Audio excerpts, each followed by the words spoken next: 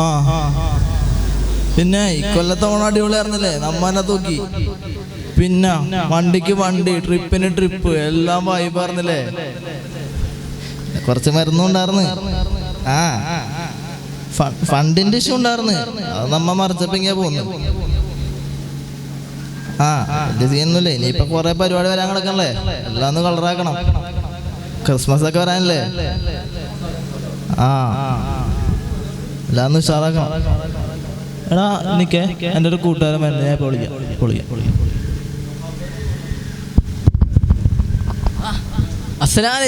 വലൈക്കും സലാം. എവിടെയാണ് വെച്ചാനെ കാണാനില്ലല്ലോ?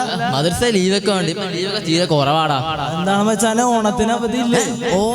ഓണൊക്കെ അമ്മക്ക് പറയണ ഇനി. അതെന്താണ് വെച്ചാനെ അങ്ങനെ ഒരു ടോക്ക്? പരിപാടി കളറാക്കാൻ ഉമ്മാനെ വേണ്ടേ? ഒറ്റ ലൈഫാണ്, അതങ്ങോടെ റൊമാദിക്കണം. ഏത് മൂട്? പൊളി മൂട്. അല്ല ഇനിയിപ്പോ എന്തോരം പരിപാടി വരാൻ കിടക്കണം. നീ നാട്ടിൽ തന്നെ കാണൂലേ? ഞാൻ നാട്ടിൽ തന്നെ കാണും, പക്ഷെ എന്നെ കിട്ടൂടെ ഇങ്ങനെ കളറാക്കി കിടക്കാനൊന്നും. ഓ ഇയാള് മദ്രസയിലൊക്കെ പോയി നന്നായി. ഓണമില്ല, പരിപാടി ഇല്ല, പിന്നെ എന്തിട്ട് വൈവാണാച്ചാനെ? അല്ല നവാസിക്കയുടെ കല്യാണം, നവാസിക്കയുടെ മോളുടെ കല്യാണം, ഫംഗ്ഷനാണ്. മിസ്സാണ്ടാ നീ ഉണ്ടാവൂലേ?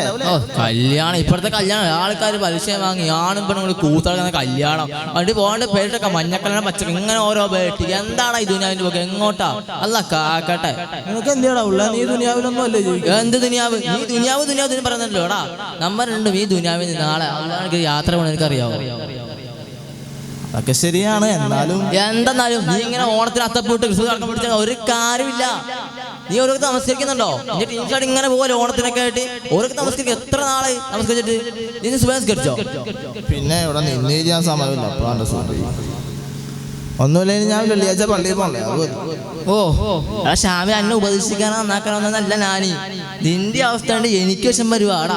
2 വർഷം മുമ്പ് നമ്മൾ മദ്രസയിൽ പഠിച്ച കാലം നിനക്ക് ഓർക്കുന്നുണ്ടോ?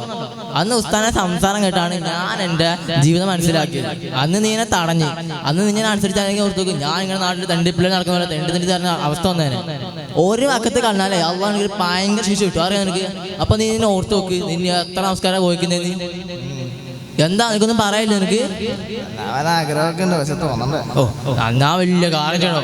എടാ നന്നാകാൻ വലിയ കാര്യം ചെയ്യണ ആവശ്യമൊന്നും ഇല്ല. നീ ഇങ്ങനെ രാവിലെ അടിച്ച് അങ്ങോട്ട് ഓണം, ക്രിസ്മസ്, ട്രിപ്പ് എന്ന് പറഞ്ഞിങ്ങനെ പോകുന്നില്ലേ? അത് പോകാതെ കുറച്ച് സമയം നീ നിന്റെ മരണ സമയത്ത് ഓർക്കണം, ആഖിറത്ത് അള്ളാഹിനെ ഓർത്ത്. അങ്ങനെങ്കിലും നന്നാകാൻ നോക്കി. ഇവനെ കണ്ടത് ചെറുതായില്ല. നീ ഒന്ന് ആണെ സ്വയിപ്പാക്കാണ്ട് പോയിക്കേ. ഇപ്പൊ പോണ പോലെ അങ്ങോട്ട് പോയാ പോലെ. നമ്മളെ ചെക്കന്മാരെ നോക്കി ഏത് വൈബാണോ മതി. No life no rules. നീ ഇങ്ങനെ ചട്ടക്കുള്ളിൽ ജീവിച്ച് നടന്നു. ജീവിച്ചാണെന്നോളാം. എടാ അള്ളാഹു സുബ്ഹാനഹു വ തആല പറഞ്ഞ എന്താ? ഖുർആനിൽ ഒരു ആയത്തുണ്ട്, ആയത്തിന് എന്താ പറയുന്നത്? അത്തപ്പൂർണ്ണം ക്രിസ്മസിന് മടക്കം അങ്ങനെ പറയുന്നത് അല്ല. ആയത്തിൽ പറയുന്നത് എനിക്ക് അള്ളാഹു സുബ്ഹാനഹു നമ്മൾ ജീവിക്കാൻ വേണ്ടി, അവൻ അനുസരിച്ച് ജീവിക്കാൻ വേണ്ടി അയച്ചത്, അല്ലാതെ അത്തപ്പൂടി ക്രിസ്മസിന് അങ്ങനെ വെച്ചിട്ടല്ല. അപ്പൊ നീ പറഞ്ഞ ഈ കാണുന്ന വൈബാക്ക് ഉണ്ടാക്കിയാണ് ജയിൽ ചെയ്തത് നയിക്കാനാണെന്നാണോ? അതെ. എടാ നബി സല്ലല്ലാഹു അലൈഹി വസല്ലം നമ്മളെ പഠിപ്പിച്ചെന്താ പറയുക? എനിക്ക് മുനാഫിങ്ങൾക്ക് ഈ ദുനിയാവ് എന്താ? സ്വർഗം, മുഅ്മിനീങ്ങൾക്കോ ഇത് ജയില്. അപ്പോഴേ നീ ഇവിടെ നല്ല രീതിയിൽ ജീവിച്ചു നടന്നാല് നിനക്ക് നാളെ സ്വർഗത്തിന് പോയാ അവിടെ എന്താ പറയുക? എനിക്ക് വണ്ടിക്ക് വണ്ടി, അത്തപ്പൂ, ഓസാപ്പൂ എല്ലാം നേരത്തെ പിടിച്ച് അങ്ങോട്ട് ഇടാ. പിന്നെ ഒരു കാര്യമുണ്ട്, അവിടെ എന്താ? No rules no ഗോൾസാ. എനിക്ക് എന്തും ചെയ്യാം അവിടെ, അറിയാം എനിക്ക്.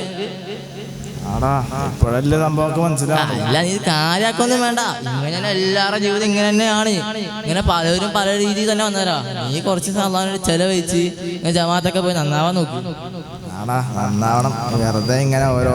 അല്ലല്ല ക്രിസ്മസ് വരുന്നുണ്ട്, കളറാക്കാൻ പോട്ടെ. എനിക്ക് ക്രിസ്മസ് പോട്ടെ.